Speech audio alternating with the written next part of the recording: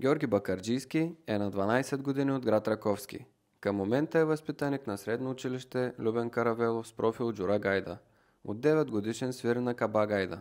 Насоки получава от учителя се по музика в основно училище Христо Смирненски, град Раковски, Божидар Стрехин, ръководител на оркестър Млади тракийци. Явява се на събития с гайдарски състав Караджата с ръководител Явор Бобев, индивидуално участва в различни местни и международни мероприятия, тренира като вратар в местния отбор по футбол ФК Раковски с треньори Милко Баданов и Тони Белчев.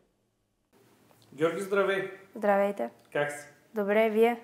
Добре, благодаря. Кажи ни, кой те насочи към музиката? Аз се насочих към музиката, към учителя ми Явор Бобев ме насочи Божидар Стрехин. Какво те мотивира да се занимаваш с музика? Другите изпълнители, като цяло по... Да. Кой е любимият ти изпълнител на гайда? Учителят ми. Какво значи за теб музиката?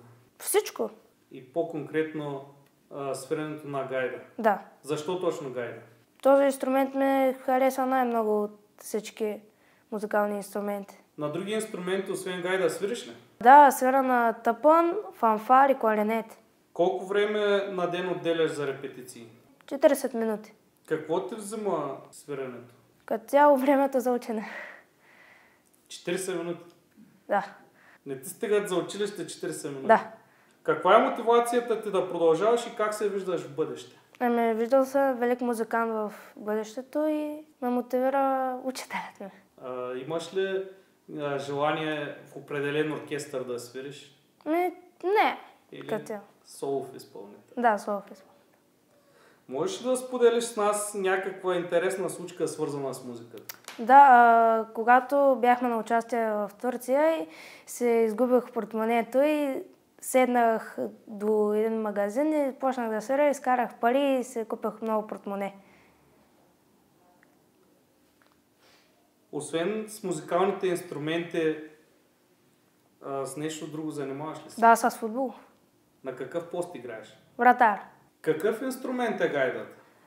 Гайдата е български традиционен инструмент с душа и нека тя да го покаже.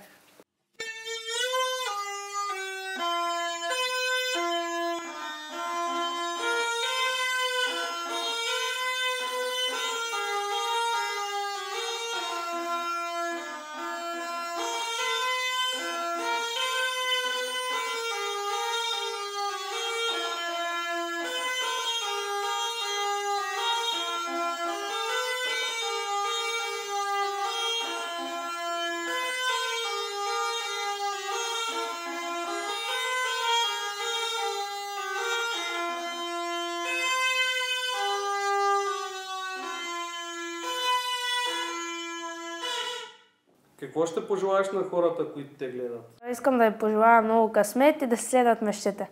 Благодаря.